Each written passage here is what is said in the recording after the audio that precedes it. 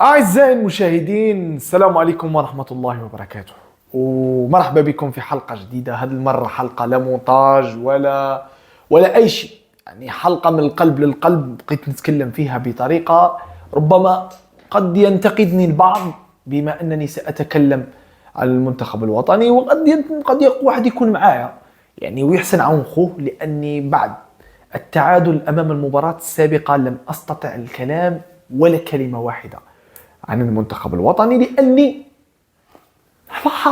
عارف شو غادي يصرى. والاسوأ اني لما ندوق من مرارة الكأس مرة اخرى واخرى واخرى، وانني عارف اني قلبي يقول لي اني سوف اعاني امام انغولا، وصارت يعني نفسها كوبي بيست مباراة مصر. رعونة باقصى ما يمكن انك تتخيل عزيزي المشاهد. اذا انت كنت هاني في عقلك وما تفرجش مباراة انغولا، فهذا يعني انك حقا تدرك ان هذا المنتخب لا يقدم افضل مستوياته. بنكونوا واقعيين. مباراة البارحة كانت مباراة كنا قاعدين نقولوا انها ستكون مباراة ردة فعل بعد الخسارات السابقة التي اتت في كأس افريقيا، وانا قلنا صحيح معناها غادي تنتحل الشكة، وسجل بونجاح الهدف في الدقيقة 18. وبعد كينا شفنا ان المنتخب غادي يحاول امام المرمى، وشفنا بونجاح سجل هدف بدبل كيك رائعه، يعني دو كوتسيزو شابه. وفي الاخير ولا شيء. تعادل امام من؟ انغولا يا مواطن. انغولا يعني مش غانا ولا كاميرون ولا كوت ديفوار اللي كانت معك في المجموعه مره سابقه، يعني انغولا. فللاسف انني غادي نقولها باختصار، المنتخب هذا ما قدمش اداء يرضي لا الجماهير ولا الناس اللي غادي ولا المنافسين ولا حتى الناس اللي معك. وهذه حاله مثلها حاله كل المنتخبات العربيه هذا المره. كل المنتخبات العربيه راها تعاني كلها. منتخب مصر اللي كوبي بيست، مباراه كوبي بيست نفسها، فوتوكوبي كما نقولوا احنا بالعاميه، يعني مباراة نسخة طبق الأصل عن مباراة مصر. مباراتنا أمام أنغولا هي نفسها. هما سجلوا عليهم هدفين، واحنا سجلوا علينا هدف من ركلة جزاء. وهذا هو الشيء المستفز، أنك أنت رابح مباراة واحد سجل عليك ركلة جزاء. لكن أنا نلوم أنغولا؟ طبعا لا. مش نلوم أنغولا دارت كل ما عليها، أنها حتى التعادل أمامك أنت كمنتخب جزائري غادي يكون إنجاز لهم هما، لأنك أنت كنت تلعب برعونة شديدة أمام المرمى. صح قدمنا شوط أول نعمة، والله لنعمة، هدف من بونجاح وهدف ملغى من بونجاح. قلت لك كان غادي يكون هو هدف البطولة. الله لا تربحه الحكم، يعني ما عادش الهدف. ويعني يا للهول، يعني سوء شديد عزيزي المشاهد لما تشوف انت مباراة انغولا تلعبها بهكذا طريقة، برعونة سيئة جدا. انت ضيعت امام المرمى في الشوط الاول، انت خسرت نفسك المباراة هذه، خسرت نقطتين عزيزي المشاهد. نعم المنتخب الجزائري خسر نقطتين، ومنتخب بوركينا فاسو ايضا فاز بنفس الطريقة بركلة جزاء. اي شكي غادي دير دوك؟ غادي عندك المباراة القادمة مش على الساعة 9 او على الساعة 8 عندهم هما، غادي تلعب على الساعة 2 زوالا. نسبة الرطوبة عالية، نسبة المناخ ودي واش نقول لك، افريقيا اللعينة. وتخيل ان مباراة لما شاهدتها اليوم لبوركينا فاسو امام نظيره الموريتاني اللي كان هو افضل منتخب في المباراة، يعني منتخب والله كل 5 دقائق كل 10 دقائق يقوموا ببريك خفيف، يعني توقف عن المباراة لاستنشاق الهواء ولشرب الماء، لأنك تلعب في الثانية زوالا. تخيل معايا 36 درجة عزيزي المشاهد ستلعبها المباراة القادمة أمام بوركينا فاسو. أما لا والسبب اللي خلاك أنك الآن تبحث عن 3 نقاط أمام بوركينا فاسو، وأنت ضيعت المباراة هذه من يديك، ضيعت 3 نقاط أمام أنغولا. كنت قادر تفعس وتدهس على الرقبة وتزيد الهدف الثاني والثالث، لكن لا، احنا قررنا اننا ندير قلت لك نفس مباراة مصر، نفسها هي بالذات. روحت انت ضيعت 3 نقاط. اي هاك انغولا نقطة مجانية. فأنا أقولها باختصار، المنتخب الجزائري صراحة لم يقدم المستوى المرجو منه أبدا. ولم نرى أي رياكسيون يعني، ولا حتى رياكشن من اللاعبين. وهنا نلوم اللاعبين، غادي نتكلم على اللاعبين طبعا، لكن اللي تلومه في البداية شكون هو؟ تلوم المدرب. شوط أول نتايا كان هنالك رعونة من طرف اللاعبين، لكن انت مدرب. الشوط الثاني هو يعتبر هو شوط المدربين. انت ما شفناش لمسه واضحه للمدرب، بالعكس انت خربتها يا جمال، خربتها حرفيا.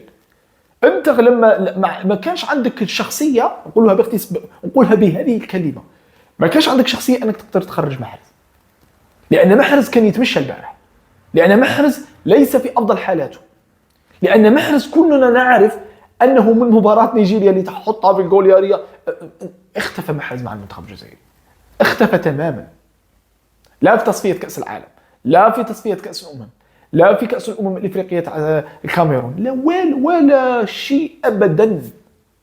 لا تستناش ولا شيء من محرز الان، لانه محرز صين ما اقولش انه فتره تاعه انتهت مع المنتخب، لانه محرز لحد الان يعتبر من نجوم القاره السمراء. هذه باه نكونوا واقعيين. يعني لما تقول صلاح وساديو ماني وتقول اوسيمان تقول معهم محرز طبعا، لكن نو رياكشن ولا شيء. فالمنتخبات العربيه صراحه قدمت اداء صفري، اداء اقل ما يقال عنه انه اداء سيء جدا. المنتخبات الافريقيه صفر على الشمال، خاصة الكبرى، الكاميرون وغانا اللي خسرت، والكاميرون اللي دارت التعادل أمام منتخب ضعيف جدا، وأيضا المنتخب تونس اللي خسر أمام ناميبيا بطريقة يعني. ومنتخبات العربية مستفزة جدا لجماهيرها والله جدا. وبقات منتخب المغرب الله يستر. لكن احنا نتكلم على الجزائر. أنا غادي حبيت نتكلم فقط على المنتخب الجزائري، لأنه رعونة منك انت ضيعت المباراة، انت ضيعت 3 نقاط هذه، انت ضيعتها بنفسك يا جمال. انت ما غيرتش رياض محرز، انت خرجت يوسف البلايلي اللي كان هو افضل لاعب في المباراة، انت خرجت بونجاح في وقت كان ممكن يزيد يضغط على نفسه 5 دقائق 10 دقائق. دخلت لي سليماني على بالي بلي خبرة ممكن يقدر يفيدك بهدف برأسية، لكن برأسية لما تلعب انت كرة طولية، لما انت تلعب توزيعات واضحه، مش تلعب على الارض، مش تلعب تيكي تاكا امام انغولا اللي والله الذي لن يتحرك من مناطق دفاعه ابدا، لانه يلعب امام دفاع واضح صريح جدا. ما كاينش حلول. هذه هي الكلمه التي تبسط هذه المباراه. لم نجد الحلول ابدا. المنتخب الجزائري دخل في دوامه من الشك الان، ودائما نفس الرعونه، نفسك كوبي بيست عن كل النسخ السابقه الا نسخه 2019 اللي حسمتها من البدايه، لكن كلها حسابات ضيقه. اجبد الكالكوليتر واجبد الاله الحاسبه، تك تك تك تك تك، واحسب شكون هو المنتخب اللي لازم يتعادل امام موريتانيا، يتعادل امام الانغولا. علاه ندخلوا في نفسنا في هذه المتاهات؟ علاه انت ما تدخلش تدوس على الرقابه وتربح المباراه هذه وتربح امام انغولا؟ نخبط انغولا ب3، كنت قادر نربح انغولا ب3، على ما نربحهاش ب3؟ لاني انا ضيعت، لاني انا مدرب المنتخب الوطني جمال بالماضي يخاف من محرز، لانه هو واحد من الناس المسؤولين عن هذا التعادل. ورعونه من اللاعبين، تحس ان اللاعبين لما قاموا بشوط اول ممتاز بداو رعونه وتكبر على المنتخب الانغولي بشكل كبير، تكبر غير متناهي بطريقه غريبه جدا. والأسوأ انك انت تدخل هذه المباراه انغولا انا غادي نربحها ب5، انا قلتها، لكن اللاعبين لما يحسوا بهذا الشعور هي الكارثه. ولما تشوف لاعبين مثل بن طالب وبن ناصر وبن سبعيني وعطا بطاقات صفراء مجانيه يا عزيزي، مجانيه، هاك تفضل لي هاك المباراه. ولما انت يعني خط وسط الميدان كامل تقريبا حصل على بطاقات صفراء، وخاصه مسترجع الكرات شكون هو؟ بن طالب. بن طالب لما ارتكازك بن طالب يتحصل على البطاقه الصفراء، يعني ما يعني لن يستطيع ان يسترجع كرات، يعني سيلعب بحذر شديد. يعني باختصار اي خطا سيكلفك بطاقه حمراء. شوف المصيبه وين. وهذا كلفنا ركنيه، والركنيه اتى منها ركله جزاء. كارثه كارثه. لا تدخل الان، الارتكاز ما يقدرش يدخل لك فيها كذا، يخلي الدفاع واللاعبين وحلها انت يا حلال. ما لا ندخلوا انفسنا في متاهات كبيره وبعيده علينا. يعني للاسف انا اقول بهكذا سيناريو، بهكذا مباراه، الامور لا تبشر بالخير ابدا ابدا. لما تتعادل امام انغولا ربما قد تكون هي بدايه، ربما اقول ان شاء الله يا رب العالمين تكون بدايه انطلاقه للمنتخب، تكون صفعه للاعبين انك انت كل المنتخبات الافريقيه غادي تواجهك بهكذا طريقه. كل المنتخبات الافريقيه حتى الصغيره غادي تبحث عن لقطه واحده لكي تخطف منك المباراه. فتخيل انغولا، والان باقي لك اصعب منتخب بوركينا فاسو اللي غادي تلعب له في اصعب توقيت. انت على الساعه 8 والساعه 9 ما قديتش تربح انغولا، فما ادرك بوركينا فاسو على الساعه 3 زوالا.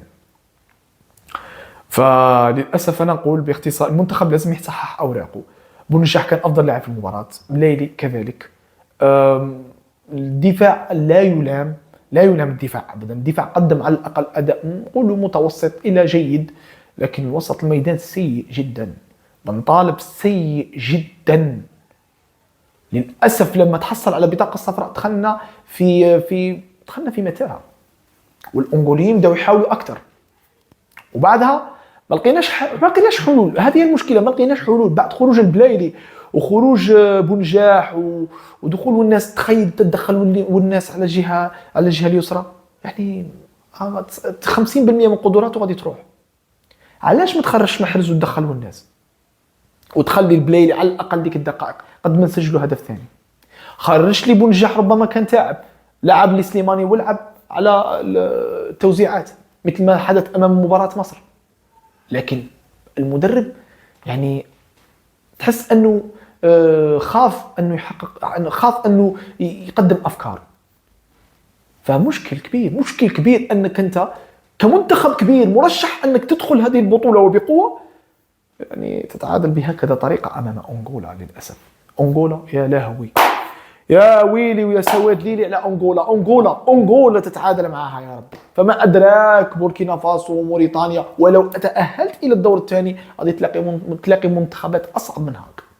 وحتى انني نشوف كل المنتخبات راها تقدم مستوى رائع كلها، حتى المنتخبات الصغيره جدا. فكارثه. فعزيزي المشاهد الجزائري الجميل او العربي، حتى انا اقول لكم حتى العرب ما قدمنا ولا شيء. لا منتخب تونسي قدم اداء جيد، لا المنتخب المصري قدم اداء جيد. تانيك هما كوبي بيست مباراه الجزائر وانغولا، هي نفسها مباراه الموزمبيق ومصر، نفس المشاكل اللي يعانوا منها. نفس انك تشوف محرز ما يقدم ولا شيء مع المنتخب الجزائري، نفسه صلاح ما يقدم ولا شيء مع المنتخب المصري، نفسها.